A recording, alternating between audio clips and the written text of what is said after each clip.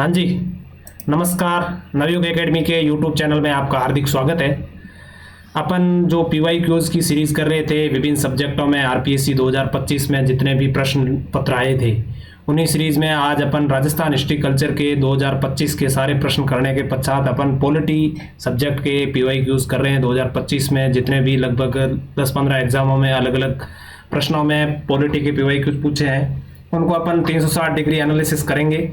आप एक प्रकार देखेंगे, आप एनालिसिस करेंगे कि पीवाई क्यूज़ बहुत सारा फायदा देखने को मिलता है कि आगामी प्रतियोगिता परीक्षाओं में खूब सारे प्रश्न हूबहू मिल जाते हैं, कई ऑप्शनों से प्रश्न बना लिए जाते हैं। आपके अच्छे मित्र यदि कहें, मुझे लग रहा है कि आपके नोट्सों के अलावा मतलब है वो पीवाई क्यूज ही है जो आपको मतलब गाइड कर सकते हैं। आपके नोट्स कितने ऑथेंटिक हैं, कितने बन रहे हैं, अच्छे क्वेश्चन मतलब आ भी रहे हैं या नहीं आ रहे हैं, आरपीएससी वर्तमान में किस ट्रेंड पे चल रही है। इसलिए आपको निश्चित रूप से मुझे लगता है पीवाई क्यूज़ को यदि कोई बंदा पूरा 360 डिग्री यानी सारे ऑप्शन और जितने भी किस प्रकार के आए हुए हैं उनको सभी को अच्छी तरीके से याद कर लेता है, तो आगामी प्रतियोगिता मेरिट के आसपास 70-80% क्वेश्चन है वो आसानी से सॉल्व कर सकता है। और पॉलिटी एक ऐसी सब्जेक्ट है जिसके सामने तो अच्छे नोट्स मार्केट में है नहीं। आरपीएससी भी बहुत ही मतलब इसमें ट्रेडिशनल क्वेश्चन नहीं पूछ रही है, काफ़ी अच्छे क्वेश्चन लेवल के पूछ रहे हैं, जिसमें मार्केट में जो भी पुस्तकें वगैरह चल रही है उनमें मतलब क्वेश्चन भी नहीं मिल रहे हैं। तथ्य जो है वो लोगों को 40% लाने में भी दिक्कत आ रही है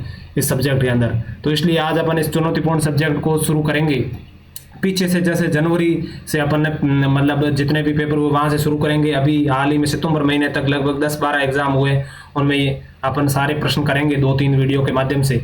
और ये क्लास आपको आगामी जैसे असिस्टेंट प्रोफेसर है, आरएएस है, एसआई है और स्कूल लेक्चरर है, सेकंड ग्रेड है, उनके लिए ये क्लास रामबाण साबित होगी। आपने हमारे पुराने पीवाई क्यूज़ यदि राजस्थान हिस्ट्री कल्चर के नहीं देखे हैं तो नवयुग एकेडमी के प्लेलिस्ट में जाकर देख लीजिए। अभी सेकंड ग्रेड के 4 पेपरों में खूब सारे प्रश्न हैं वो रिपीट हुए थे, कई ऑप्शनों से, कई हमारी व्याख्याएं इतनी अच्छी प्रकार की थी, व्याख्याओं से खूब सारे प्रश्न देखने को मिले। तो बिना देरी किए अपन पहले प्रश्न की ओर बढ़ रहे हैं दोस्तों। पहला प्रश्न अपन लाइब्रेरियन सेकंड ग्रेड जो एग्जाम हुआ था उसकी पहला प्रश्न डिस्कस कर रहे हैं। सबसे पहला प्रश्न है, इन्होंने पूछा है कि लोकसभा निर्वाचन 2024 के संदर्भ में निम्नलिखित में से कौन सा राजनीतिक दल जीती गई सीटों की संख्या युग्म सही सुमेलित नहीं है। बिल्कुल 18वीं लोकसभा की बातचीत हो रही है, 18वीं लोकसभा इसमें पूछे जा रही है। अलग अलग पार्टियां दी हैं, सामने उनकी सीटें। ये प्रश्न अलग अलग मतलब अलग अलग प्रकार के ये ऐसी सीटों से इस 2024 वाली लोकसभा से 3-4 एग्जामों में पूछा गया था 2025 के अंदर। तो आपको सारी लोकसभा कितनी पार्टी ने किस पार्टी ने कितनी सीटें जीती वो सारी याद होनी चाहिए। सबसे पहले अपन बात करें बीजेपी की। बीजेपी है वो सबसे पहले मतलब बात करें तो 240 सीटें जीती थी। उसके बाद में बात करें आईएनसी, इंडियन नेशनल कांग्रेस, उन्होंने जीती थी 99। उसके बाद में तीसरे नंबर रही थी एसपी, समाजवादी पार्टी अखिलेश यादव वाली, इन्होंने जीती थी 37 सीटें। उसके बाद में मतलब टीएमसी चौथे नंबर रही थी, टीएमसी ममता बनर्जी वाली पार्टी, इन्होंने जीती थी 29 सीटें। उसके बाद में रही थी डीएमके, दक्षिण भारत में जो पार्टी है डीएमके वो रही, उन्होंने डीएमके वालों ने जीती थी 22 सीटें। उसके बाद में टीडीपी जो मतलब चंद्रबाबू नायडू वाली जो है पार्टी, उन्होंने 16 सीटें। उसके बाद जेडीयू कौन सी, नीतीश बाबू वाली, ये इन्होंने 12 सीटें जीती।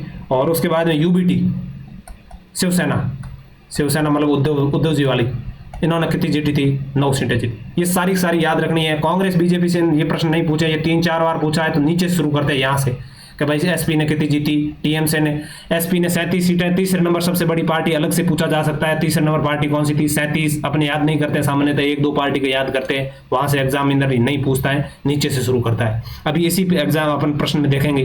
टीएमसी की 29 सीटें हैं, डीआईएमके की 22 सीटें हैं, टीडीपी जो नीतीश बाबू वाली मतलब चंद्रबाबू नायडू वाली 16, और जेडीयू नीतीश बाबू वाली 12, और शिवसेना यूबीटी जो उद्धव जी वाली है उनकी 9 सीटें जीती है। तो इन्होंने पूछा तेलुगु देशम पार्टी मतलब टीडीपी 16 सीटें, बिल्कुल राइट है, ये तो सही है। जनता दल यूनाइटेड यानी जेडीयू जो कि ये दे रखी है 12 सीटें, बिल्कुल 12 सीटें जेडीयू की। शिवसेना उद्धव बाला साहेब, देखो शिवसेना उद्धव बाला साहब ने मतलब यहाँ 10 दे रखा है, हालांकि उन्होंने सीटें 9 जीती थी। तो कहना मतलब इस प्रश्न का आंसर तो ये हो जाएगा। उसके बाद में ये डीआईएमके की 22 सीटें, बिल्कुल 22 सीटें। कहने का मतलब ये सारी सीटें आपको याद होनी चाहिए, ऊपर वाली तो याद होनी ही चाहिए, ये तो आपको सामान्य याद ही होगी। नीचे वाली तीसरे नंबर पार्टी 37, एसपी वाली, टीएमसी 29, डीआईएमके 22 और टीडीपी 16, जेडीयू 12, शिवसेना 9 यूबीटी वाली। तो ये सारी सीटें याद रखें। खूब सारे ये प्रश्न 2-3 बार पूछा है, हो सकता है आगामी प्रतियोगिता यहाँ से प्रश्न पूछेंगे। तो शिवसेना की 9 सीटें या 10 दे रखा है, तो इसका आंसर ये हो जाएगा। अगले प्रश्न की ओर बढ़ रहे हैं दोस्तों। ये हमारी नवयुग एकेडमी है, इसके टेलीग्राम चैनल से आप जुड़ सकते हो और हमारे यूट्यूब चैनल को सब्सक्राइब कीजिए, लाइक कीजिए। और यहाँ हम अलग अलग सब्जेक्टों के PYQs करा रहे हैं। हिंदी के PYQs, राजस्थान हिस्ट्री कल्चर के PYQs। हमने 4 वीडियो के माध्यम से लगभग 1000-1200 क्वेश्चनों का एक कंपाइलेशन तैयार किया, बहुत अच्छा है, जिसमें अभी आगामी उसके बाद में एक सेकंड ग्रेड का एग्जाम हुआ, उसमें खूब सारे प्रश्न देखने को मिले थे। दूसरे प्रश्न की ओर बढ़ रहे हैं दोस्तों। दूसरा प्रश्न इन्होंने दिया है, भारत के संविधान सभा के सदस्यों की संख्या की दृष्टि से सबसे बड़ी समिति कौन सी थी? बिल्कुल अपन को पता है कि भारत के संविधान बन रहा था तो 22 समितियां थी। कितनी समितियां थी? 22 समितियां थी। बिल्कुल 22 समितियां, आप सबको ये याद होगा, याद नहीं है तो याद कीजिए। 22 समितियां थी। 8 प्रमुख समितियां, 8 तो प्रमुख समितियां थी और उसके बाद में 6 सहायक मतलब 14 सहायक कमेटियां थी। कितनी? 14 सहायक कमेटियां। एक तो ये याद रखना, स्टेटमेंट बना के पूछा जा सकता है या संख्या चेंज करके दे सकते हैं। 8 प्रमुख कमेटियां हैं, 14 सहायक कमेटियां हैं, 22 कुल कमेटियां थी। बिल्कुल। उसके बाद में इन्होंने पूछा है कि संख्या की दृष्टि सबसे बड़ी। बिल्कुल अपन बात करेंगे अभी उसी पर। पहले संघ संविधान समिति, इसको आपको पता होना चाहिए, JL नेहरू अध्यक्ष थे। कौन थे? JL नेहरू अध्यक्ष थे, जवाहरलाल नेहरू जी। उसके बाद में प्रांतीय संविधान, बिल्कुल प्रांतियों के लिए पटेल इसके अध्यक्ष थे, सरदार पटेल। बिल्कुल प्रांतीय। फिर की संघ शक्ति समिति, संघ शक्ति, इन्हीं के भी JL नेहरू इसके अध्यक्ष थे। उसके बाद में मौलिक अधिकारों, अल्पसंख्यकों, जनजातियों, बहिष्कृत क्षेत्रों के सलाहकार। कहने का मतलब ये तो एक मेन समिति थी, जिसमें एक तो मौलिक अधिकारों के, एक अल्पसंख्यकों के 2, एक जनजातियों के 3, एक बहिष्कृत क्षेत्र के लिए 4, मतलब 4 अलग अलग कमेटियां थी। उसको एक कंपाइलेशन के रूप में तो पूरी कमेटी थी, इसके तो मतलब पूरी कमेटी थी, तो इसके तो सरदार पटेल थे। इस कमेटी के अंदर मतलब 50 सदस्य थे, ऐसा बताया जाता। 50 सदस्य संविधान सभा की सबसे बड़ी समिति थी। इस प्रश्न का आंसर है ये हो जाएगा। और फिर इसके अंदर मतलब सब कमेटियां बनाई गई, उप समितियां बनाई गई। मौलिक अधिकारों के लिए आपको पता होगा SC मुखर्जी के अध्यक्षता में उप समिति बनाई गई, ये आप सबको याद होना चाहिए। और उसके बाद में अल्पसंख्यकों वाले अल्पसंख्यकों की बात करें तो जैसे मौलिक अधिकारों के बारे में बात करें तो JB कृपलानी थे। इसमें JB कृपलानी थे। अल्पसंख्यक वालों में SC मुखर्जी थे। और उसके बाद में मतलब जनजातियों के लिए गोपीनाथ बारदुलाई। और मतलब जो थे ये बहिष्कृत क्षेत्र वाले, इसके थे AV ठक्कर। तो कहने का मतलब संघ संविधान JL नेहरू थे, प्रांतीय संविधान समिति के मतलब पटेल जी थे, संघ शक्ति समिति नेहरू थे। ये पूरी कमेटी थी। इसके समिति के अध्यक्ष तो थे पटेल और इसमें 50 सदस्य थे। इसके अंदर वापस उप समितियां बनाई, जिसमें मौलिक अधिकारों की JB कृपलानी, अल्पसंख्यकों के लिए SC मुखर्जी, जनजातियों के लिए गोपीनाथ बारदुलाई, बहिष्कृत क्षेत्रों के लिए AV ठक्कर। तो ये इसकी सबऑर्डिनेट कमेटियां भी याद रखें। इन कमेटियों के अध्यक्ष कौन थे वो भी याद रखें। और इसमें 50 सदस्य है, वो संख्या याद रखें, हो सकता है आगामी यहाँ से पूछा जाए। और सबसे बड़ी समिति ये हो जाएगी, इसका आंसर ये हो जाएगा। अगले प्रश्न की ओर बढ़ रहे हैं दोस्तों। अगला प्रश्न है, भारतीय संविधान के निम्नलिखित में किस अनुच्छेद में शब्दावली में प्रधानमंत्री के कर्तव्यों का उल्लेख किया है? ये प्रश्न खूब बार पूछा हुआ है। 2024 की बात करें या 2025 की बात करें, ये खूब बार ये प्रश्न पूछा हुआ है। इन्होंने पूछा है कि भाई अनुच्छेद 75, 352, 78, 74, मतलब प्रधानमंत्री की यदि संवैधानिक कर्तव्यों की बात है, अपन को पता है प्रधानमंत्री के सारे कर्तव्य तो खूब सारे हैं। वर्तमान में जो मतलब मंत्रिपरिषद का हेड होता है और देश का जो मतलब वास्तविक कार्यपालक होता है वो प्रधानमंत्री PM ही होता है। लेकिन संविधान के अंदर 3 मतलब इसके कर्तव्य लिख रखे हैं। एक तो कर्तव्य लिख रखा है कि प्रशासन और विधान। क्या? प्रशासन और विधान मतलब संबंधी मंत्रिपरिषद के निर्णय, प्रशासन और विधान संबंधी मंत्रिपरिषद ने कोई निर्णय लिए है, वो निर्णय राष्ट्रपति को देगा। कौन? PM। एक तो ये बात लिख रखी है कि PM राष्ट्रपति को प्रशासन या विधान संबंधित मंत्रिपरिषद जो भी निर्णय लिए वो राष्ट्रपति लिखेंगे। दूसरी बात है कि प्रशासन और विधान संबंधित मंत्रिपरिषद जो निर्णय लिए वो यदि राष्ट्रपति चाहे, राष्ट्रपति मांगे तब प्रधानमंत्री को जाकर देने हैं। कहने का मतलब बात तो ये सेम ही है, लेकिन इसमें तो ये प्रधानमंत्री स्वयं जाकर देगा। दूसरे में लिखा हुआ है कि जब राष्ट्रपति मांगे तब देना। तीसरे में लिखा है कोई इंडिविजुअल मंत्री ने यदि कोई निर्णय ले लिया है और राष्ट्रपति चाहे कि उसका मतलब राष्ट्रपति ये अपेक्षा करता है प्रधानमंत्री से कि उसका मंत्रिमंडल में मतलब इसका डिस्कशन किया जाए मंत्रिपरिषद में, तो कहने का मतलब कोई इंडिविजुअल मंत्री ने मतलब कोई फैसला ले लिया है और उसको मतलब राष्ट्रपति प्रधानमंत्री से आशा करता है कि उसका निर्णय मतलब या उसका विचार विमर्श है वो मंत्रिपरिषद में की जाए। तो कहने का मतलब ये 3 इसकी बातें लिखी हुई है। अनुच्छेद 78 की अंदर बातें हो रही है जिसमें संवैधानिक प्रधानमंत्री कर्तव्य संख्या पूछी जा सकती है, कितने हैं? 3 है, ये याद रखना है, 3 कर्तव्य है अनुच्छेद 78 के अंदर बातचीत की हुई है। बिल्कुल ये अच्छा प्रश्न है, वापस रिपीट भी हो सकता है। अगले प्रश्न की ओर बढ़ रहे हैं दोस्तों। अगला प्रश्न है कि भारत की प्रभुता अखंडता शब्दावली के रूप में भारत के संविधान के अनुच्छेद 19(2) में निम्नलिखित में से कौन से संविधान संशोधन द्वारा अंतः स्थापित किया गया था? बिल्कुल ये बातचीत हो रही है कि भाई अनुच्छेद जो 19 है, 19 अनुच्छेद के अंदर मतलब खूब स्वतंत्र वाक है, अभिव्यक्ति की स्वतंत्रता है, जिसके अंदर 19(1) के अंदर मतलब दे रखी वाक है अभिव्यक्ति की स्वतंत्रता। फिर 19(2) के अंदर क्या है, इसकी प्रतिबंध लगा रखे हैं कि भाई किस मतलब वाक है अभिव्यक्ति ये सीमा है, उसके अंतर्गत में रहकर ही आपको ये पालन करना होगा। उसके सीमा के अंदर खूब सारी सीमा है। पहला है कि भारत की एकता अखंडता, मतलब क्या है, भारत की एकता अखंडता।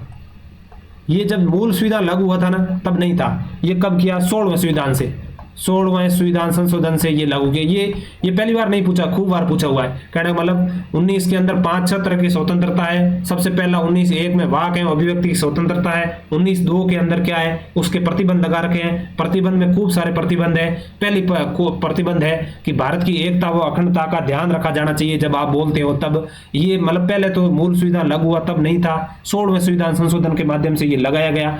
इसका मतलब कहने का मतलब ये 19(2) में भारत की अखंडता वाला, इसका आंसर तो क्या हो जाएगा? 16वां संविधान, इसका आंसर तो ये हो जाएगा। फिर ये मतलब ये याद रखना है आपको, खूब बार पूछा हुआ एकता अखंडता 19(2) में कब जोड़ा गया, कौन से संविधान से जोड़ा गया? 16वें संविधान से जोड़ा गया। फिर उसके बाद में आपको यदि अन्य बातें याद रखनी है, एक तो न्यायालय की अवमानना नहीं करना है, ये भी इसी में लिख रखी है, न्यायालय की अवमानना नहीं करनी है, एक ये बात लिख रखी है। और उस बाद में लोक व्यवस्था का ध्यान रखना है। किसकी? लोक व्यवस्था का ध्यान रखना है। ये फर्स्ट संविधान संशोधन। और एक ये बात याद रखनी, फर्स्ट संविधान संशोधन मतलब जो अपनी मतलब बन रखी थी जो संविधान सभा, उसी ने फर्स्ट संविधान संशोधन किया, उसने ये किया था, लोक व्यवस्था का ध्यान रखा जाना चाहिए। तो इसमें मतलब एक तो ये पहले संविधान संशोधन ये पूछा जा सकता है, ये पूछ लिया तो ये कि भाई लोक व्यवस्था का ध्यान जो 19(2) में प्रतिबंध लगा रखे हैं कि वाक है अभिव्यक्ति के लिए, तो वो कौन से संविधान संशोधन? ये पहले संविधान संशोधन से जोड़ा गया। उसके बाद में राज्य की सुरक्षा का ध्यान रखा जाना चाहिए, राज्य की सुरक्षा, ये भी इसके अंदर प्रतिबंध लगा रखा है, भाई राज्य की सुरक्षा में ध्यान रखें आप बोले जाना चाहिए। उसके बाद में क्या लिख रखा है? मान हानि का ध्यान रखना जाना चाहिए, किसी व्यक्ति की मान हानि की मतलब आप बोले तब आप मान हानि का ध्यान रखें। और उसके बाद में मतलब है वो अपराध उद्दीपन, ऐसी बात नहीं बोले जैसे किसी अपराध उद्दीपन हो, अपराध उद्दीपन की बात लिख रखी है। उसके बाद विदेशी राज्यों में मित्रवत संबंध, विदेशी राज्यों के मित्रवत संबंध होने चाहिए, ऐसी बात नहीं बोले जो विदेशी राज्यों के बारे में मतलब अपनी सभी धूमिल हो या उसके संबंध मतलब प्रभावित हो, ऐसी बातें नहीं कहें। वो भी फर्स्ट संविधान संशोधन से जोड़ा गया। तो और उसके बाद में नैतिकता का भी ध्यान रखे जाना चाहिए। कहने का मतलब 8-9 बातें हैं, प्रतिबंध लगा रखा है 19(2) के आर्टिकल के अंदर, जिसमें खूब सारे भारत की एकता, न्यायालय की अवमानना, लोक व्यवस्था, राज्य की सुरक्षा, मानहानि, अपराध उद्दीपन। लेकिन ये बाकी सारे तो संविधान के साथ ही लागू हुए। 3 ऐसी बातें हैं जो कि बाद में, एक तो 16वें संविधान से एकता अखंडता वाली, और उसके बाद में लोक व्यवस्था, वो विदेशी राज्यों के मित्रवत संबंध, ये पहले संविधान संशोधन से जोड़ी गई। ये आपको याद रखना है, पहले भी पूछा हुआ है, वापस पूछा जा सकता है। अगले प्रश्न की ओर बढ़ रहे हैं दोस्तों। अगला प्रश्न है कि भारत की स्वतंत्रता के पश्चात नागरिकता संबंधी संवैधानिक उपबंध निम्न में से किस संविधान को लागू किए? बिल्कुल ये प्रश्न पूछ रहा है कि भारत के भाई नागरिकता संबंधित आर्टिकल है वो कब लागू किए गए थे? तो स्वतंत्रता के पश्चात। बिल्कुल अपन को पता है कि भाई अपना संविधान मतलब वैसे 26 नवंबर 1949 को संविधान बनकर तैयार हो गया था। उस दिन अपना मतलब फिर संविधान सभा ने निर्णय किया कि अपन संविधान लागू करेंगे 26 जनवरी 1950 को, क्योंकि इसी दिन अपना कांग्रेस का रावी नदी के तट पर मतलब प्रतिवर्ष एक सरदार वल्लभ भाई पटेल के अध्यक्षता में मतलब एक कांग्रेस का अधिवेशन हुआ था। उस कांग्रेस के अधिवेशन में ये निर्णय लिया गया था 1930 के अंदर कि अपन प्रतिवर्ष मतलब स्वतंत्रता दिवस मनाएंगे 26 जनवरी को। इसलिए इस 26 जनवरी का महत्व बढ़ाने के लिए भारत की संविधान सभा ने निर्णय लिया कि अपन संविधान की लागू तो 26 जनवरी की करेंगे, लेकिन अपना संविधान बढ़कर 26 नवंबर 1949 को लागू तो नहीं हुआ था, बढ़ के तैयार हो गया था। तो संविधान सभा ने निर्णय किया कि इस दिन अपन है वो 16 आर्टिकल लागू कर देते हैं। 16 आर्टिकल लागू करने के लिए वो कौन से आर्टिकल थे? एक तो 5, एक 6, एक 7 और एक 8 और एक 9। और ये आर्टिकल नागरिकता से संबंधित है। तो नागरिकता के संबंध में आर्टिकल कब लागू हो गए थे? तो ये अपने संविधान मतलब बढ़ के तैयार हुआ था ना, लागू होने से पहले 26 नवंबर 1949 को। बिल्कुल इसका आंसर क्या हो जाएगा? 3 आंसर हो जाएगा। 26 नवंबर को नागरिकता वाले इसी दिन हो गए थे। उसके बाद में अनुच्छेद 60 में राष्ट्रपति का प्रावधान है। बिल्कुल ऐसा अलग से पूछा जा सकता है कि राष्ट्रपति का अनुच्छेद 60 कब से लागू हुआ, तो ध्यान रखना है कि ये 26 नवंबर को हो गया था। अपना मेन ओरिजिनल रूप से तो 26 जनवरी 1950 को संविधान लागू हुआ था। उससे पहले जबकि बढ़ के तैयार हुआ था ना, उसी दिन अनुच्छेद 60 भी हो गया था। एक अनुच्छेद 367, एक 367 बात हुआ था, एक 379, एक 380 और उसके बाद में मतलब एक 324 अनुच्छेद इसमें निर्वाचन आयोग था। तो निर्वाचन आयोग वाला भी अनुच्छेद कब लागू हो गया था? 26 नवंबर 1949 को। उसके बाद 391, उसके बाद में 392, उसके बाद में 393 में लिखे हुए कि भाई ये 15 आर्टिकल इसी में लागू हुए। कहने का मतलब 16 आर्टिकल हो गए थे। ये कब हुए थे? 26 नवंबर, जिस दिन संविधान बढ़ के तैयार हो गया था 1949, उस दिन ये आर्टिकल लागू हुए, जिसमें नागरिकता संबंधित भी थे, चुनाव आयोग से संबंधित भी थे, राष्ट्रपति के जो निर्वाचन 60 आर्टिकल ये भी थे, कुछ परिभाषाएं वगैरह थी वो भी इसी के थे। 16 आर्टिकल थे। संख्या याद रखें। अलग अलग आर्टिकल भी पूछा जा सकता है, निर्वाचन आयोग के बारे में, राष्ट्रपति के बारे में, नागरिकता का पूछ लिया है। तो ये 26 नवंबर को कहने का मतलब ये इसका आंसर तो ये हो जाएगा। और यदि मतलब अपना मूल संविधान अपन को पता है 26 जनवरी 1950 को लागू हुआ था। और उसके बाद में मतलब ये डेट दे रखी, एक डेटों के बारे में भी याद रख लें, वापस पूछा जा सकता है। ये 14 नवंबर 1949 की डेट हमारे संविधान सभा में मतलब संविधान सभा का अंतिम रूप दिया गया था। मतलब इसमें क्या है, संविधान सभा है ना, उसका अंतिम रूप दिया गया था। अंतिम रूप कब? 14 नवंबर 1949 को। ये डेट अपन को याद रखनी है। और उसके बाद में जैसे मतलब ये 26 नवंबर 1949 को 284 सदस्यों ने हस्ताक्षर करके अपने संविधान को लागू किया था। और कहने का मतलब ये मोटा मोटी चीज़ें आपको याद रखना है। और ये नागरिकता, इसका आंसर ये हो जाएगा। अगले प्रश्न की ओर बढ़े हैं दोस्तों। अगला अच्छा प्रकार का प्रश्न है कि भारत के संविधान के अनुसार राष्ट्रपति उसके पद के निम्नलिखित में से किस आधार पर महाभियोग द्वारा हटाया जा सकता है? आप PYQ सीरीज देख रहे हैं तो मैं आपसे आशा करना चाहता हूं कि मतलब आप यदि इसको पॉज करके वीडियो आप एक बार दिमाग में सोचें, सारे प्रश्नों को मतलब आंसर बताने से पहले एक बार सोचें, तो आपको थोड़ा इसका बेनिफिट अच्छा देखने को मिलेगा। क्योंकि आप सोचेंगे कि भाई इसका आंसर ये हो सकता है, फिर आप देखोगे तो हो सकता है जो आपने सोचा वो दूसरे तरीके बताया जा रहा है, तो आपको ये मतलब लॉन्ग टाइम के लिए याद रहेगा। तो इसमें पूछा है कि महाभियोग किस शब्द लिए? पहला आंसर इन्होंने दे रखा है कि संविधान का अतिक्रमण, दूसरा दे रखा साबित कदाचार, साबित असक्षमता, भ्रष्ट आचरण। तो दोस्तों बात ऐसी है कि इसका आंसर क्या हो जाएगा? संविधान का अतिक्रमण। इसके अनुच्छेद मतलब अलग अलग आर्टिकल दे रखे हैं। एक तो अनुच्छेद 56 में लिख रखा है। अनुच्छेद 56 के अंदर ऐसी बात लिख रखी है, 56 अनुच्छेद में लिख रखा है कि भाई मतलब अपने 56 ख में, यदि याद रखें 56 ख में लिख रखा है कि अतिक्रमण करने पर, संविधान का अतिक्रमण करने पर अनुच्छेद 61 के तहत रीति से महाभियोग चलाया जाएगा। महाभियोग चलाया जाएगा राष्ट्रपति के विरुद्ध। कहने का मतलब ये 1-2 आर्टिकलों में महाभियोग जो राष्ट्रपति का है उसके बारे में लिख रखा है। एक तो 56 में शब्द लिख रखा है कि भी उसी रीति से चलाया जाएगा जो 19 मतलब आर्टिकल 61 में लिख रखी है। तो कहने का मतलब 56 में भी प्रयोग हो रखा है और 61 में अलग अलग पूछा जा सकता है। यहाँ दोनों ऑप्शन देखे, अब बस ऐसा पूछा जा सकता है। याद रखें आप, ये आर्टिकल दोनों 56 और 61 में दे रखी है। इसमें तो लिख रखा है कि उस रीति में जो 61 में लिखा हुआ है महाभियोग से चलाया जाएगा। महाभियोग वर्ड का प्रयोग केवल राष्ट्रपति के लिए संविधान में प्रयोग हुआ है और किसी के लिए प्रयोग नहीं हुआ है। तो अपन 61 में बात कर ले कि भाई 61 में कैसी है, क्या प्रक्रिया है। तो 61 में ऐसी बात है कि मतलब किसी भी सदन में राष्ट्रपति के विरुद्ध मतलब ये महाभियोग की प्रक्रिया शुरू की जा सकती है। किसी भी सदन में चलाई जा सकती है। शुरू करने से पहले मतलब एक नोटिस दिया जाए जिसमें 1/4 सदस्य, के हस्ताक्षर होंगे। बिल्कुल 1/4 सदस्य हस्ताक्षर करेंगे और 14 दिन का लिखित नोटिस देंगे। कितने दिन का? 14 दिन का लिखित नोटिस देंगे, ये याद रखना है। 1/4 14 दिन का लिखित नोटिस देंगे। फिर जो एक सदन है वो 2/3 बहुमत से, कितने? 2/3 बहुमत से प्रस्ताव पारित करेगा एक। और पहला सदन है वो आरोप लगाएगा पहला सदन, और जो भी दूसरा सदन होगा वो आरोपों की जांच करेगा। आरोपों को क्या करेगा? आरोपों की जांच करेगा। और जांच करने के बाद मतलब राष्ट्रपति, वो भी दूसरा सदन भी 2/3 बहुमत से साइन मतलब प्रस्ताव को पारित करेगा। और प्रस्ताव पारित होने की डेट से राष्ट्रपति हटा माना जाएगा। आप ये याद रखें सब, यहाँ से एग्जामिनर कंफ्यूज करवा सकता है कि भाई प्रस्ताव पारित होने के बाद उपराष्ट्रपति नोटिफिकेशन करने के बाद में, या दूसरा सदन है वो उसका अध्यक्ष मतलब नोटिफिकेशन करने के बाद में। ऐसा कोई नोटिफिकेशन जारी नहीं होता है। प्रस्ताव पारित हुआ उसी दिन से राष्ट्रपति अलग से नोटिफिकेशन की जरूरत नहीं है, राष्ट्रपति अपने पद से हटा हुआ माना जाएगा। और राष्ट्रपति किसी भी सदन में उपस्थित होकर अपने बचाव करने का भी अधिकार है। और ये परिभाषित नहीं है। संविधान का अतिक्रमण क्या है? ये संविधान में परिभाषित नहीं है, ये भी याद रखें। स्टेटमेंट में वापस दिया जा सकता है। ये संविधान में क्या है? परिभाषित नहीं है।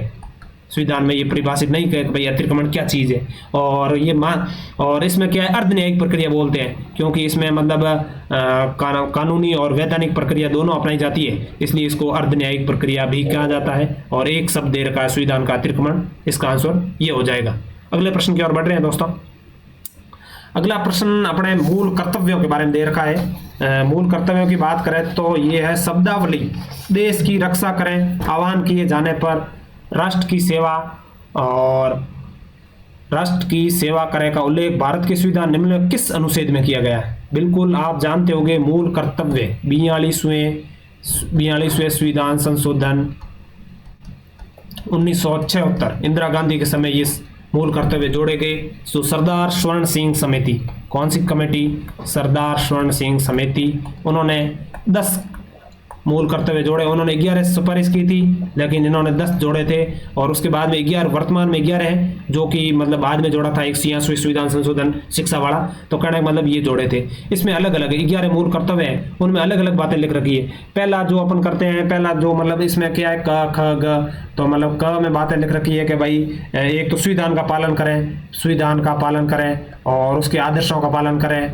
और उसके बाद में मतलब संस्थाओं, राष्ट्र ध्वज है, संस्थाओं है, राष्ट्रगान है, उनका आदर करें। कहने का मतलब ये संविधान, आदर्शों, राष्ट्र ध्वज, राष्ट्रगान, इनका आदर करें, ये क में लिख रखा है। उसके बाद में दूसरी बात करें तो ख में लिख रखा है स्वतंत्रता के लिए राष्ट्रीय आंदोलन उच्च आदर्शों को, स्वतंत्रता के लिए जो उच्च आदर्श हैं उनको हृदय में सजोए रखें। 2 में क्या है? हृदय की बात है, 2 आते ही 2 हृदय में सजोए रखें। कुछ आप मतलब पूरा याद नहीं रखे तो जिसमें जो टर्मिनोलॉजी आ रही है वो याद रखें, भाई ऐसी ऐसी बात इसमें है और ऐसे ये याद रखना पड़ेगा, नहीं तो आपके ये प्रश्न आजकल आ रहे हैं वो सॉल्व नहीं होंगे। सारे के सारे आपको शॉर्ट पूरा याद मतलब कठिन पड़ जाता है। इसलिए आप जैसे दूसरी बात है तो हृदय से है, पहला संविधान के आदर्शों वाला बात है। और ग की बात करें तो ग में है कि प्रभुता, एकता, अखंडता की रक्षा करें।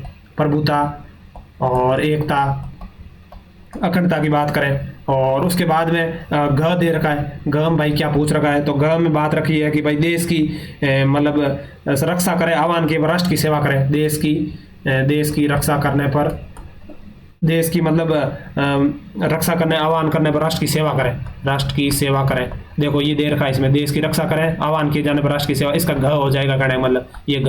और प्रभुता, एकता और अखंडता ये ग में है। उच्च आदर हृदय वाली 2 में है। संविधान के आदर्शों की पहले में है। और उसके बाद में सभी लोगों समरसता मतलब पांचवा है जो ढ उसमें दे रखा है कि भातृत्व की भावना हो, धर्म, भाषा, प्रदेश, वर्ग ऐसी और स्त्रियों के विरुद्ध जो प्रथाएं उनको त्यागें। तो सभी लोगों में समरसता वाला जो टर्मिनोलॉजी है जो ढ में दे रखा है। उसके बाद में हमारी 6 में जो मतलब च के नाम से जाना जाता है, उसमें हमारी सामाजिक संस्कृति के बारे में बातचीत हो रही है।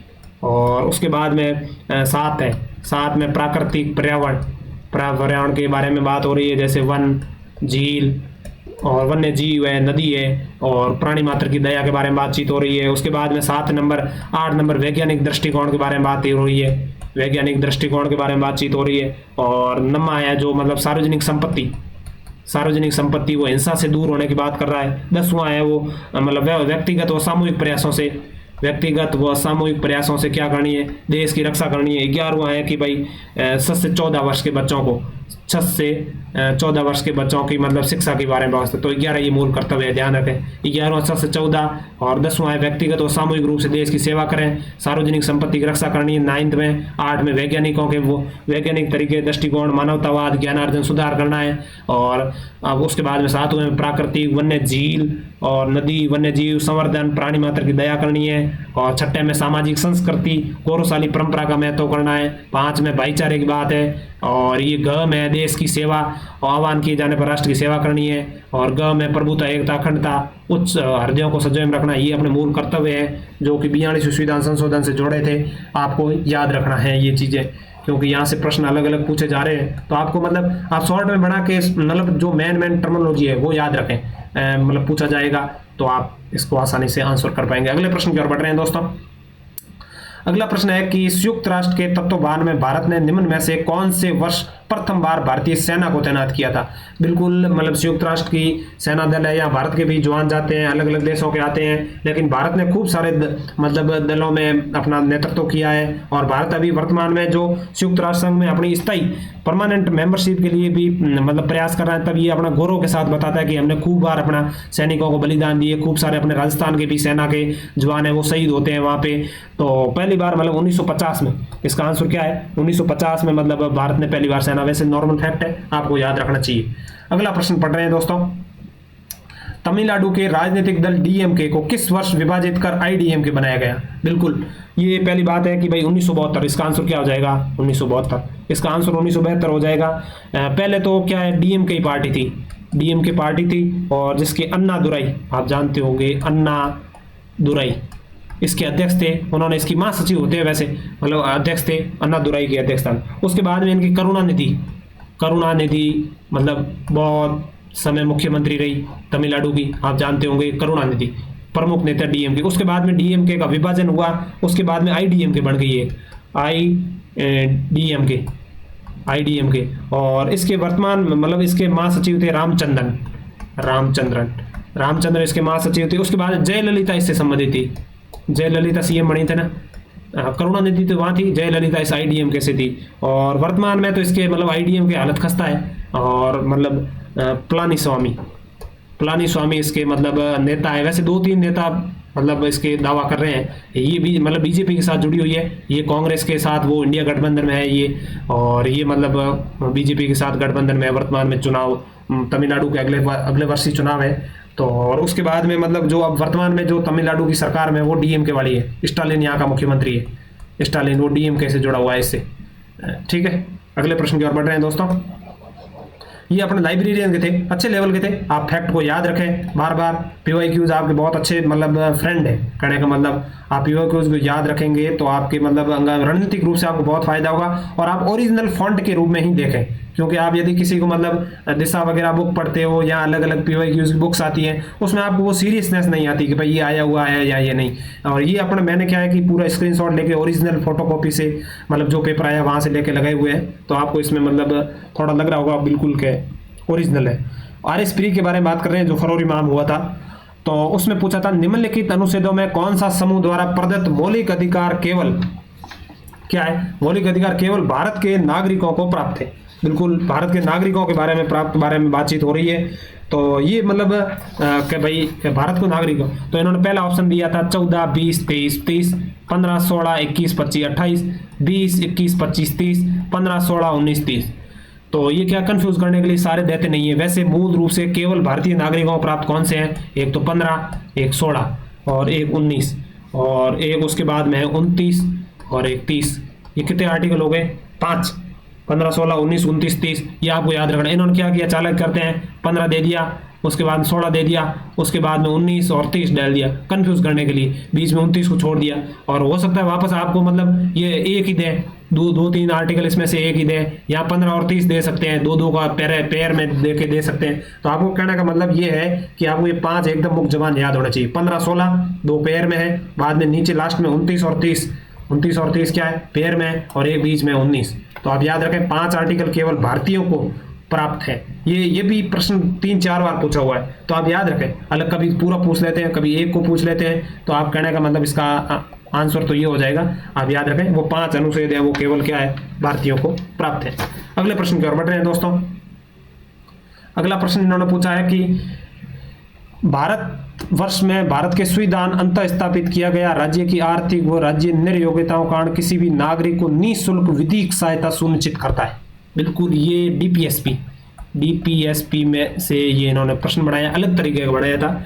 इन्होंने पूछा है कि भाई मतलब कि भाई डीपीएसपी के अंदर विधिक, एक तो अपन डीपीएस के बारे में जानते हैं, भाग 4 में है 36 से आर्टिकल 36 से शुरू होते हैं और 51 तक है, ये पता है अपन को। 36 से 51 तक डीपीएसपी आए हुए हैं। उसमें अलग अलग मतलब 4-5 संविधान संशोधन हुए, वो आजकल एग्जाम में पूछे जा रहे हैं डीपीएसपी में। तो डीपीएसपी में क्या है कि पहले तो 39 था और उसके बाद में एक 39A जोड़ा गया। 39A जो 42वें संविधान संशोधन से जोड़ा गया। कौन से? 42वें संविधान संशोधन, जिसमें लिखा गया कि भाई गरीब लोगों को या मतलब जो सही तरीके से जो अपना न्याय नहीं ले पाते उनको निःशुल्क विधिक सहायता दी जाएगी। कौन सी?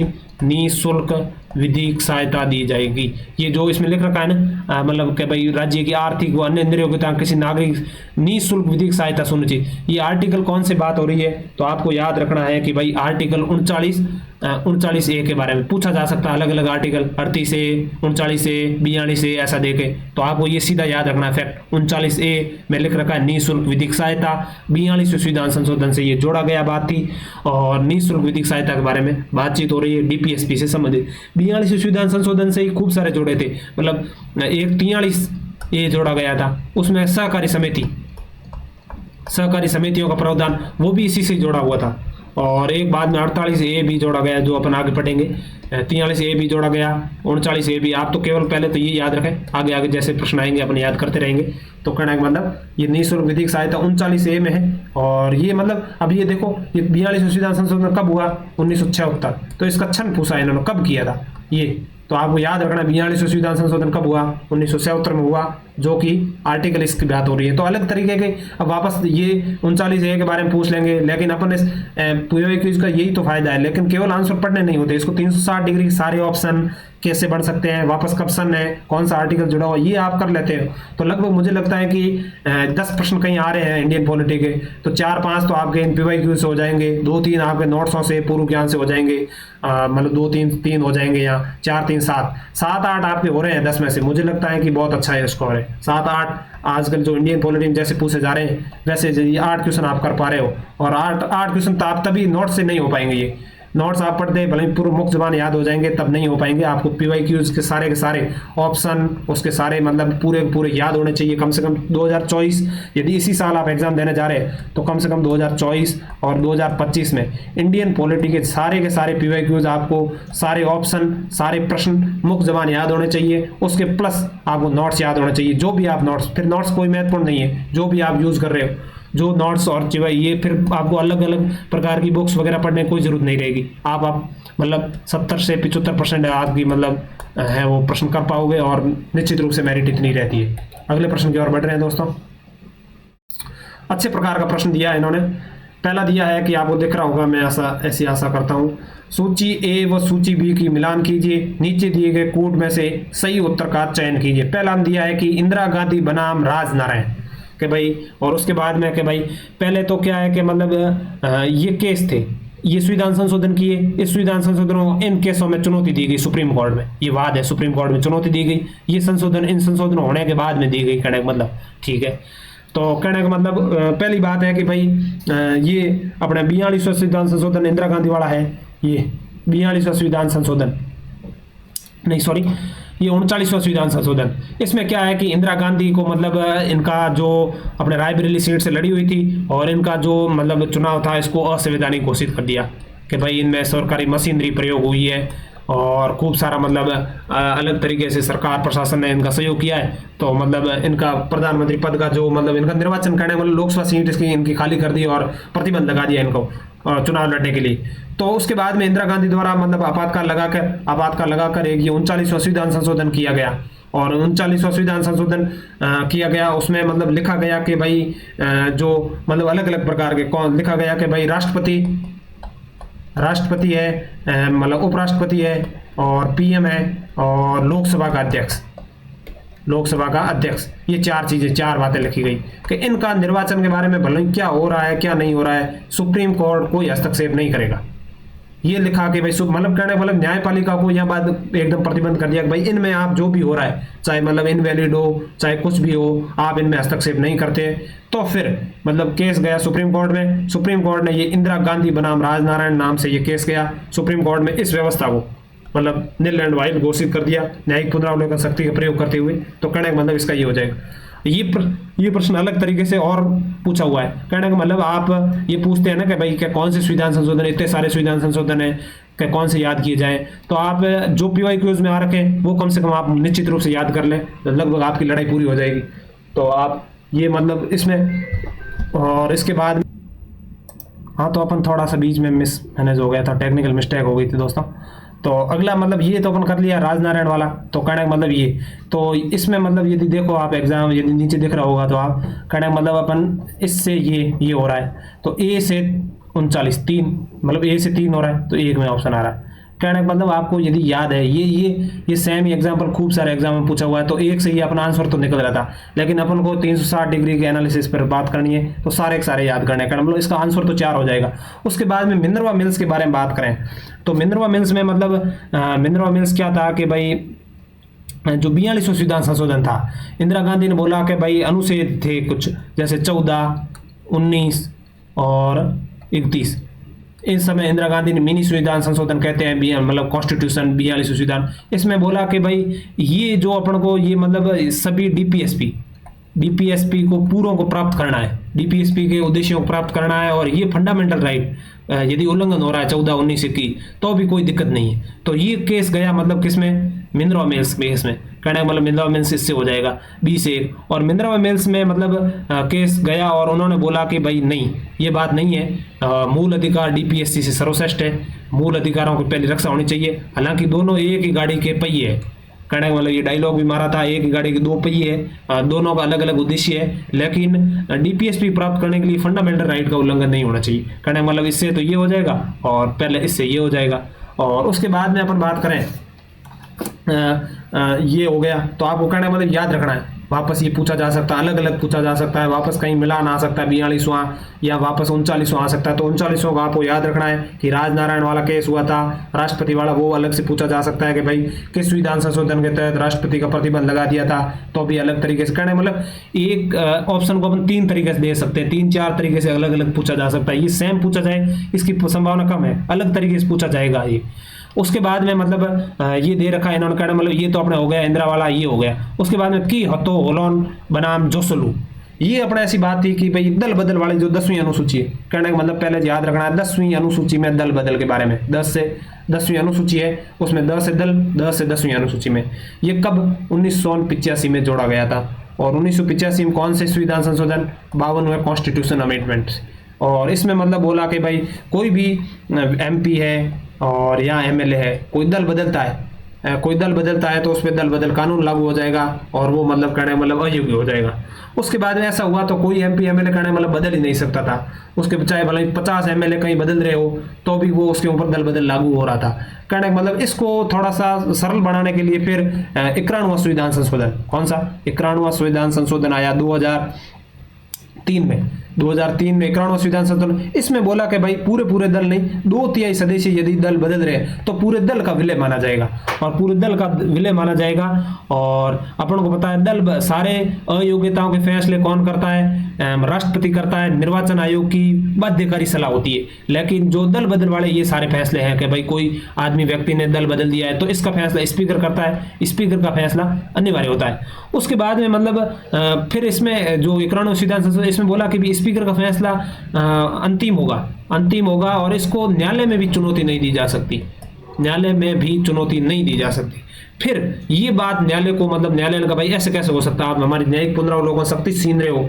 इसलिए इसके बाद में की तो होलोन बनाम जोसुलू मामले में ये 52वां संविधान संशोधन अपने किससे, ये पढ़ा 52वां संविधान संशोधन भाई दल बदल से, तो कहने का मतलब 52वां संविधान संशोधन इससे हो जाएगा ये 2। और इसमें मतलब इन्होंने बोला कि नहीं ऐसा नहीं है, स्पीकर के फैसले को भी सुप्रीम कोर्ट हाई कोर्ट सुनेंगे कि भाई किस प्रकार यदि स्पीकर ने मतलब कभी फैसला नहीं किया या कभी मतलब एक तरफा फैसले दिया तो हम निश्चित रूप से सुनेंगे। कहने का मतलब इससे ये हो जाएगा। तो आपको याद रखना है 10वीं अनुसूची में दल बदल है, 1985 में जोड़ा गया, 52वां संविधान संशोधन, फिर 91वां संविधान 2/3 दलों के बारे में स्पीकर का फैसला अंतिम था। और की तो ओलनुवाद में कहा कि हम स्पीकर के फैसले का अंतिम फैसला नहीं है, इसको हम सुप्रीम कोर्ट छोड़ेंगे। कहने का मतलब ये आपको याद रखना है। ये 3 हो गए। उसके बाद में ये चौथा नंबर पी सबरतू बनाम आंध्र प्रदेश राज्य। ये मतलब पी सबरतू है कि भाई ऐसा बनाया कि आंध्र प्रदेश वगैरह में कुछ ट्रिब्यूनल बनाए गए। मतलब ये अपने मतलब बात है कि भाई सुप्रीम कोर्ट ने 91वां संविधान संशोधन किया। क्या 91वां क्या मतलब सुप्रीम कोर्ट में मतलब ये हो गया इसका, ये 32वां संविधान संशोधन किया।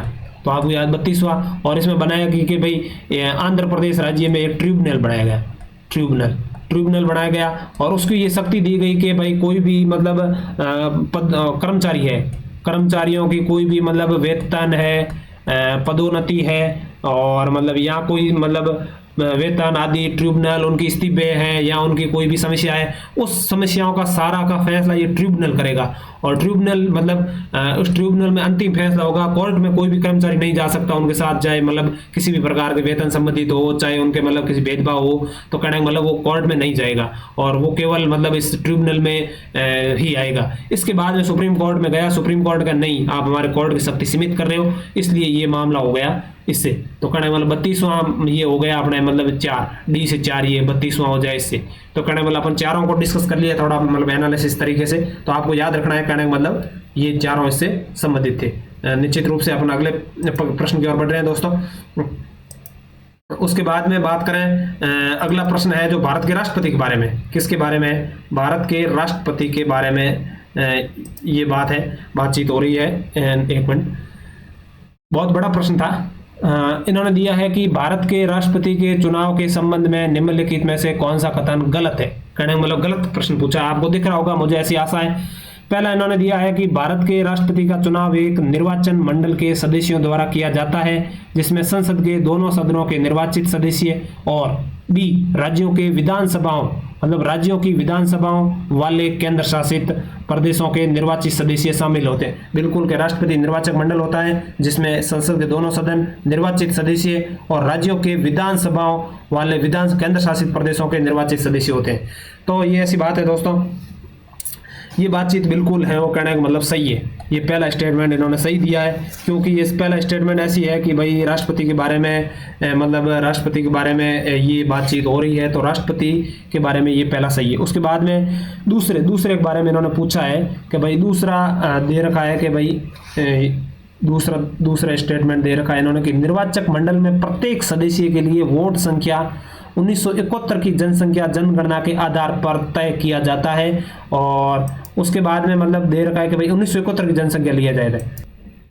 हाँ तो दोस्तों मतलब 1971 की जनसंख्या ली जाती है, बिल्कुल ये मतलब और तय किया गया जाता तथा ये तब तक जारी रहेगा तब तक वर्ष 2026 की पहली जनगणना की प्रकाशित नहीं की जाती। बिल्कुल ये भी स्टेटमेंट सही है, 2026 की जनसंख्या ली जाती है और 2026 तक 1971 के बाद में राष्ट्रपति मतलब कहने का मतलब और उसके बाद में तीसरा स्टेटमेंट इन्होंने दिया है कि चुनाव एकल संक्रमणीय मत के माध्यम से आनुपातिक प्रतिनिधित्व प्रणाली के अनुसार आयोजित की। भी बिल्कुल ये अपन को पता है आनुपातिक प्रतिनिधित्व प्रणाली में दिया जाता है। उसके बाद में ये चौथा स्टेटमेंट दिया है इन्होंने कि भाई किसी भी राज्य की विधानसभा के प्रत्येक सदस्य निर्वाचित उतने मत होंगे जितने 100 के गुणित गुणनफल में हो तथा राज्य की जनसंख्या उस विधान के सभा सदस्यों को मतलब 100 की जगह 1000 होगा। यहाँ इन्होंने गड़बड़ किया कहने का मतलब याद रखना इसका ऑप्शन तो ये गलत है। 100 जो लिख रखा है ना ये 100 ये यहाँ 1000 हो जाएगा कहने का मतलब। और यदि अपन अलग से अलग बात करें यदि इसमें बात करें अलग अलग बारे में तो भाई ये राष्ट्रपति का निर्वाचक मंडल है जो निर्वाचक मंडल आर्टिकल 54 में दे रखा है। राष्ट्रपति का निर्वाचक मंडल अनुच्छेद 54 में दे रखा है और उसमें क्या दे रखा है कि भाई मतलब ये चुनाव में एक निर्वाचक मंडल होगा जिसमें संसद के दोनों सदनों के निर्वाचित सदस्य होंगे और राज्यों की विधानसभा और विधानसभा वाले केंद्र शासित प्रदेश। अपन को पता है कि विधानसभा वाले केंद्र शासित प्रदेश पहले तो नहीं था, उसके बाद में क्या कि 70वां संविधान संशोधन किया। ये संविधान संशोधन आपको याद रखना है। 70वां संविधान संशोधन किया, 2 विधानसभा ऐसे केंद्र शासित प्रदेश थे, वह विधानसभाएं थी, एक तो थी पुडुचेरी थी और एक दिल्ली थी। कहने का मतलब इनको दोनों को जोड़ दिया गया, कहने का मतलब 17वें संविधान संशोधन से इनको जोड़ा राष्ट्रपति के में से। और उसके बाद में अपन को पता है कि जम्मू कश्मीर को 2019 में स्टेट वो जो अपना 215 मतलब जो 370 धारा समाप्त की, तो 2019 का एक्ट था, उसमें एक्ट में लिख दिया कि भाई जो पुडुचेरी और दिल्ली है वो सेम के सेम जम्मू कश्मीर वाले। कहने का मतलब वर्तमान में 3 केंद्र शासित प्रदेश हो गई, पुडुचेरी, दिल्ली और एक ये हो गया कौन सा, जम्मू कश्मीर। लेकिन जम्मू कश्मीर के लिए अलग से संविधान संशोधन नहीं किया, 17वें में केवल 2 संविधान संशोधन, इसमें इस एक्ट के अंदर ही लिख दिया कि भाई राष्ट्रपति के भाई ये शामिल हो जाएगा। कहने मतलब ये बात आपको याद रखनी है। और उसके बाद में 54 अनुच्छेद ये हो गया। 55 में प्रक्रिया है जो अपन ये लिख रखी है ना भाई, 55 में ये प्रक्रिया कि भाई एकल अनुपातिक पढ़ना, ये 55 में राष्ट्रपति की प्रक्रिया लिख रखी है। उसके बाद में राष्ट्रपति की बात करें तो 52 में लिख रखा है क्या, भारत का एक राष्ट्रपति होगा, भारत का एक राष्ट्रपति होगा। ये कौन से अनुच्छेद में, 52 में लिख रखा है। और 53 में क्या है कि भाई कार्यपालिका शक्ति होगी राष्ट्रपति की, मतलब भारत जो कार्यपालिका की शक्ति है जो कि राष्ट्रपति में मतलब नियत होगी, 53 में लिख रखा है। और 54 में अपन पढ़ लिया, 54 में क्या है मतलब ये बात लिख रखी है कि भाई इसका निर्वाचक मंडल कौन, 55 में प्रक्रिया हो गई। और 56 में पदावधि लिख रखी है भाई कि 5 साल होगा इसका कार्यकाल।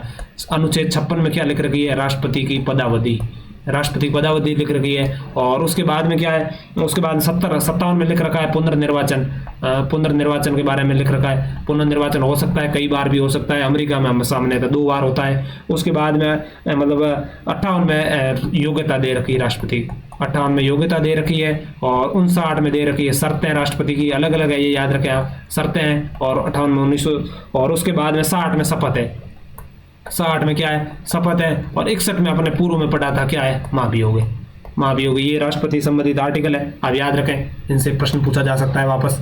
तो वहाँ अपना इसका आंसर क्या हो जाएगा, 4 हो जाएगा। ये थोड़ा बड़ा प्रश्न है, आपको दिखा भी थोड़ा कम है लेकिन मैंने बोला हूँ उससे आप याद रखें, इसका आंसर ये 4 हो जाएगा।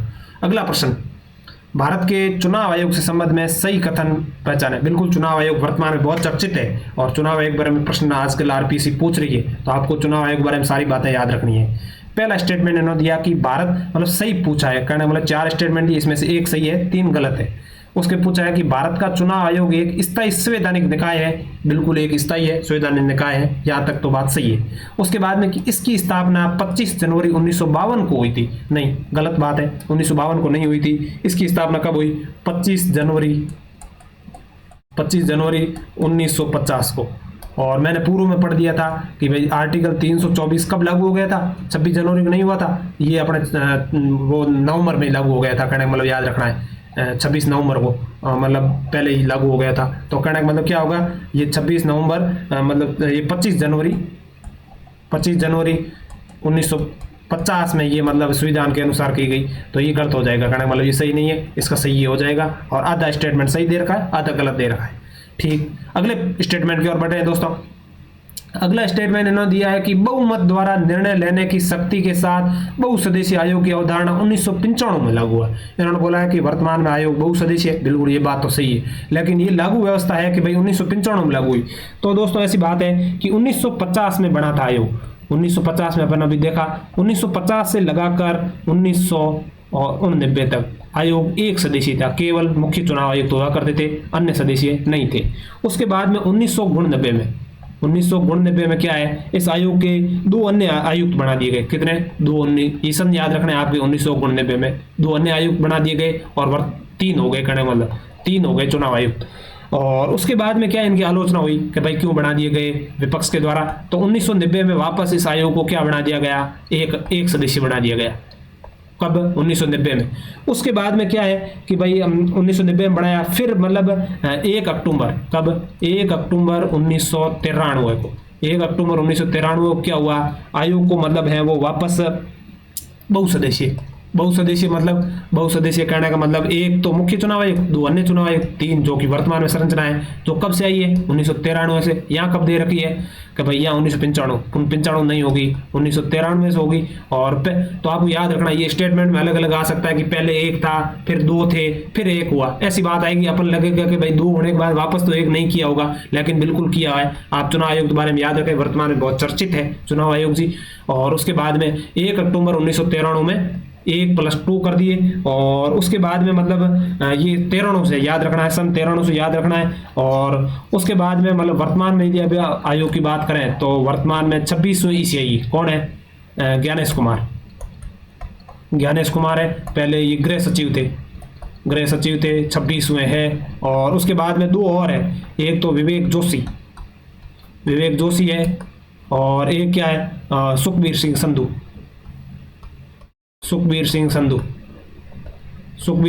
है। विवेक जोशी है, ज्ञानेश कुमार मुखी है। 2 हो गए हैं। और पहले इनके क्या था कि भाई संविधान में लागू हुआ कि भाई जब तक कानून नहीं बनाए तब तक मंत्रिपरिषद नियुक्ति करेगी। बिल्कुल मंत्रिपरिषद नियुक्ति करती रही इनकी हमेशा। उसके बाद में क्या है कि भाई अनूप बर्णवाल केस आया 2023 में। कौन सा? अनूप बर्णवाल केस कब आया? 2023 में अनूप बर्णवाल केस आया। और केस सुप्रीम कोर्ट ने कहा कि भाई आपने बनाया नहीं, इसलिए इन्होंने सुप्रीम कोर्ट वालों खुद नई कमेटी बना दी। इन्होंने बोला कि भाई पीएम होगा, एलओपी होगा लोकसभा वाला, और एक होगा सीजीआई। ये 3 कमेटी है वो चुनाव आयोग मतलब नियुक्त करेगी, 3। उसके बाद में हाथों हाथ केंद्र सरकार 2023 में मतलब लोकसभा में एक्ट लाई, और लोकसभा और राज्यसभा में एक्ट पारित करके उन्होंने क्या किया, ये सेम रखे, पीएम होगा और एलओपी होगा, और एक केंद्र का मंत्री होगा। कहने का मतलब ये 3 बढ़ा दिए गए, और ये सीजीआई को हटा दिया गया। 2023 में एक्ट आ गया, वर्तमान में ये व्यवस्था है, और इनकी नियुक्ति वर्तमान में राष्ट्रपति करता है, और राष्ट्रपति मतलब इस कमेटी की रिकमेंडेशन में करता है, और सीजीआई को वर्तमान में हटा दिया, और 2023 में है। और इनका कार्यकाल है 65 कार्यकाल है, आपको ध्यान रखना है। और पहले अपने यदि वर्तमान में ज्ञानेश कुमार है, पहले जो चुनाव आयुक्त थे वो कौन थे ये याद रखें तो आप सुकुमार सेन, पहले सुकुमार सेन थे।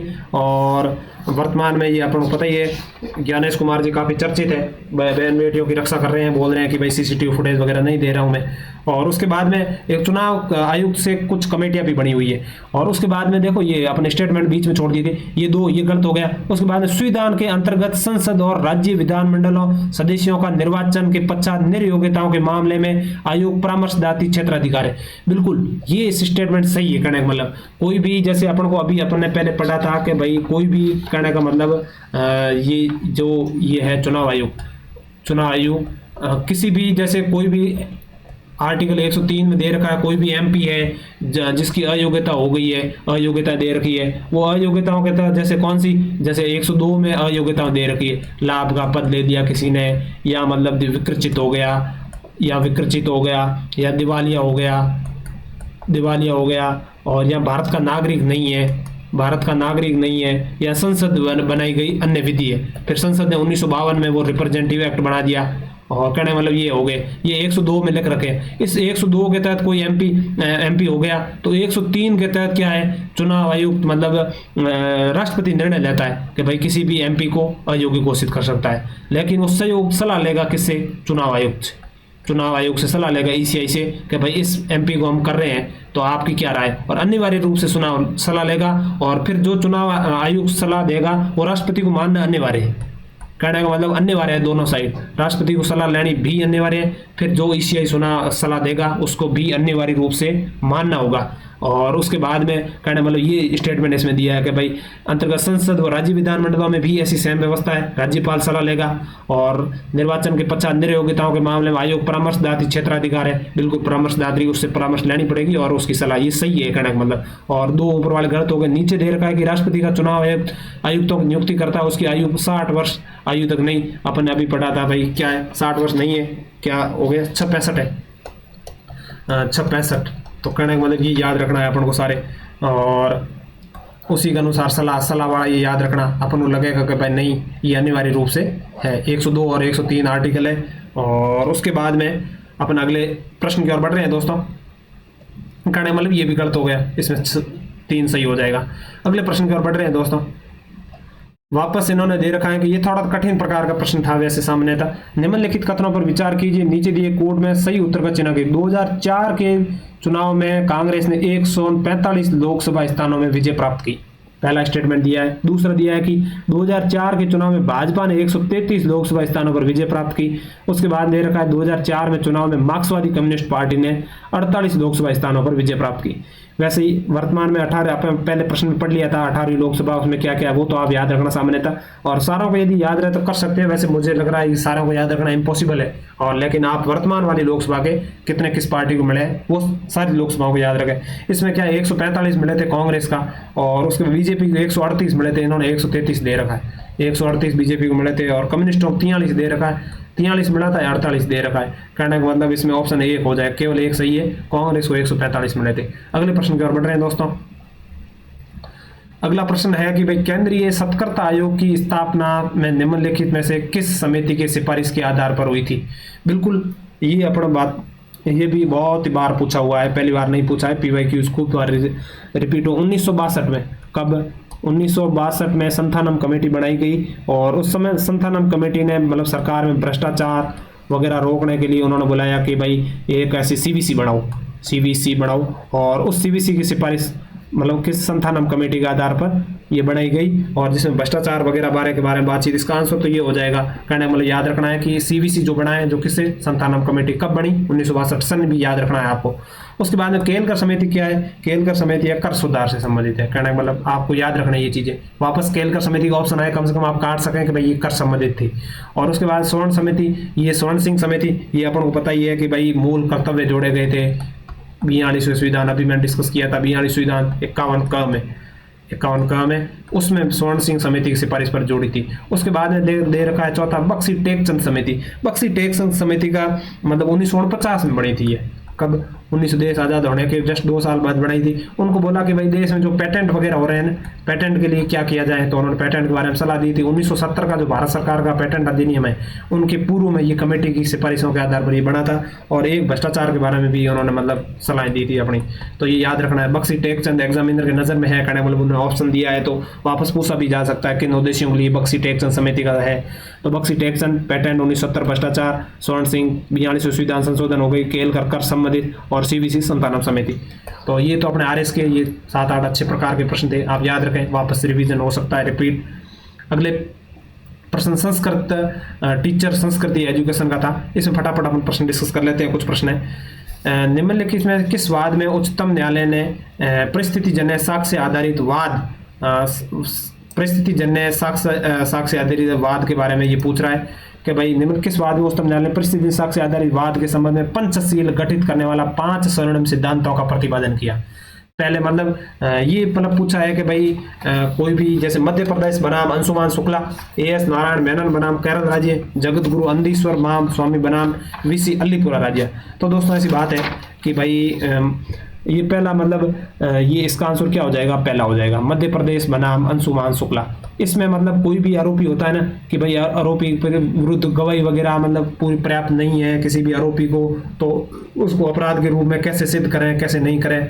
तो इस केस में उन्होंने मध्य प्रदेश राज्य बनाम अंशुमान शुक्ला केस में बोला कि भाई मतलब 5 स्वर्णिम सिद्धांत है कि भाई आरोपी के और साक्ष्य जुटाए जाए, ऐसे खूब सारे मतलब पर्याप्त सबूत जुटाए जाए, पर्याप्त उसके मतलब उसकी एज वगैरह देखा जाए और अन्य सबूत जुटाए जाए, उस आधार पर मतलब 5 स्वर्णिम सिद्धांत दिया। इस आधार पर कि मतलब साक्ष्य नहीं है तो इस आधार पर फैसला दिया जाना चाहिए। याद रखना, सामान्यतः अपन नहीं पूछा जाएगा कि 5 स्वर्णिम सिद्धांत क्या है, आपको तो इतना ही याद रखना है कि किस केस में आया था, अंशुमान शुक्ला केस में आया था, बिल्कुल ये इतना याद रखना है। उसके बाद में इसका आंसर तो ये हो जाएगा। उसके बाद में ये अन्य केसों के बारे में याद करें तो जैसे SS नारायण मेनन बनाम केरल राज्य क्या है, इसमें क्या है कि भाई चेक बाउंस हो जाता है ना, ये 2006 का मुकदमा है, चेक बाउंस हो जाता है किसी व्यक्ति का चेक बाउंस हो जाता है तो अभियुक्त साबित करें कि वेद ऋण देनदारी नहीं थी। अभियुक्त है वो साबित करना होगा उसे कि वेद मतलब देनदारी नहीं थी ऋण वगैरह। तो इस ऐसी सिद्ध करने के लिए ये S नारायण मेनन बनाम, थोड़ा बहुत याद रखें, चेक बाउंस से संबंधित है, बाकी तो अपन को याद नहीं रखना है ज़्यादा। चेक बाउंस से संबंधित ऐसा कुछ टर्मिनोलॉजी आएगा तो कौन सा है, मेनन बनाम S नारायण, और मध्य प्रदेश 5 स्वर्णिम सिद्धांतों। उसके बाद में ये अपने मतलब ये है कि भाई जगत गुरु आनंदेश्वर महास्वामी बनाम VC अलीपुरा राज्य, ये क्या है कि धार्मिक आध्यात्मिक विवाद सिविल न्यायालय के अधिकार में नहीं है। तो इनके बारे में क्या किया भाई, ये धार्मिक आध्यात्मिक विवाद है वो सिविल न्यायालय के अधिकार में नहीं है, ये याद रखना है। कौन से में, इसमें कहा था। उसके बाद में ये मतलब शरद वृद्धिचंद शारदा बना महाराष्ट्र राज्य में इन वादों की परिस्थिति जन्य साक्ष्य पूरी श्रृंखला बनाई जाए, अभियुक्त तो दोषी ठहराया जा सकता है। कोई परिस्थिति के भाई ये परिस्थिति बनी है तो किसी को ये आरोपी हो गया तो उसकी पूरी श्रृंखला बनाए कोर्ट, तभी मतलब है वो श्रृंखला बनाकर ही उसको आरोपी माना जाए। कहने मतलब आप थोड़ा थोड़ा याद रखें, ये परिस्थिति साक्ष्य हो गया, ये मतलब है वो क्या भाई धार्मिक और आध्यात्मिक मामलों में सिविल न्यायालयों के अधिकार क्षेत्र में नहीं है, और ये चेक बाउंस से संबंधित है, और ये स्वर्णिम सिद्धांत पंच बनाम एग्जामिनर के नजर में है, वापस रिपीट भी कर सकता है कोई, तो आप थोड़ा थोड़ा याद रखें। इनके बारे में ज़्यादा डिटेल में जाने की जरूरत नहीं है। ऐसे केसों के बारे में आप एक की टर्मिनोलॉजी आपको इतना कंफ्यूज नहीं करेगा ऐसे प्रश्नों में। अगला प्रश्न इन्होंने लोकपाल लोकायुक्त से दिया है। बिल्कुल 2013 के अधिनियम में लोकपाल गठित हुआ था, 2014 में बन गया था, मतलब इसका लागू 2014 में हुआ था ये एक्ट, ये याद रखना है आपको, लागू 2014 में हुआ गया था। और इसके अंतर्गत नियुक्ति हेतु एक चयन समिति के कितने सदस्य होने चाहिए, इस प्रश्न दे रखा है। एक अध्यक्ष व 2 सदस्य, एक अध्यक्ष व 4 सदस्य, एक अध्यक्ष व 3 सदस्य, एक अध्यक्ष व 5 सदस्य। तो दोस्तों ऐसी बात है कि इसका तो क्या हो जाएगा, ऑप्शन 2 हो जाएगा, एक अध्यक्ष व 4 सदस्य। तो कैसे कि भाई मतलब ये इसका इसमें ऐसा है कि भाई पहले बात लोकपाल की बात करें तो एक अध्यक्ष होता है लोकपाल का, एक अध्यक्ष और 8 सदस्य होते हैं, ये याद रखना है आपको। 8 सदस्य होते हैं, 50% न्यायिक सदस्य होते हैं, 50% न्यायिक और 50% होते हैं जो SC ST OBC से होते हैं। तो ये अध्यक्ष प्लस 8 सदस्य होते हैं, 50% न्यायिक क्षेत्र से, 50% SC ST OBC से होते हैं, और राष्ट्रपति द्वारा नियुक्त करते हैं, राष्ट्रपति नियुक्ति करते हैं कहने का मतलब। और उसमें कौन होता है, एक तो PM होते हैं, एक LOP होता है लोकसभा लीडर ऑफ अपोजिशन, एक CJI होता है। CJI सामने तो एक इसी में ही होते हैं, बाकी तो नहीं होते। एक राष्ट्रपति द्वारा नियुक्त विधिवेता, राष्ट्रपति द्वारा नियुक्त विधिवेता कितने हो गए, 1 2 3 और 4। तो एक अध्यक्ष और 3 सदस्य, तो वैसे एक अध्यक्ष और 3 सदस्य, इसका आंसर ये हो जाएगा। ठीक है, राष्ट्रपति द्वारा नियुक्त होता है और PM इसका अध्यक्ष होता है, ये 3 होते हैं सदस्य। और उसके बाद में यदि बात करें तो एक खोज समिति भी होती है इनकी, मतलब खोज समिति वो बताती है लोकपाल कौन होगा, उसकी खोज समिति के जो सजेशन देती है उनके ऊपर ये विचार विमर्श करते हैं। और 5 सप्ताह इसका कार्यकाल होता है, किसका, लोकपाल का। और आपको ये याद रखना है कि भाई लोग अपने इधर राजस्थान में लोकायुक्त में CM नहीं आता है, इधर प्रधानमंत्री आता है उसके कार्यकाल में, ये याद रखें आप, प्रधानमंत्री उसके मतलब अंडर क्षेत्राधिकार में आता है लोकपाल के। अगले प्रश्न की ओर बढ़ रहे हैं दोस्तों। अगला प्रश्न, द्वितीय प्रशासनिक सुधार में कौन सा प्रतिवेदन नाम शासन की नैतिकता है। वैसे दोस्तों यहीं अपन एंड करते हैं इस वीडियो का। अगले वीडियो में अगले प्रश्न लेंगे, क्योंकि मतलब काफ़ी टाइम हो चुका है, 1 घंटे से ज़्यादा देखते हैं तो लोग देखते नहीं हैं। तो अच्छे प्रश्न है, आप निश्चित रूप से हमारे YouTube चैनल को सब्सक्राइब करें, और अच्छा लगे तो आप कमेंट भी कर सकते हैं। और अपन पूरी मतलब 3-4 वीडियो के माध्यम से कर लेंगे पूरा, बहुत अच्छे मतलब एनालिसिस करके। तो धन्यवाद दोस्तों।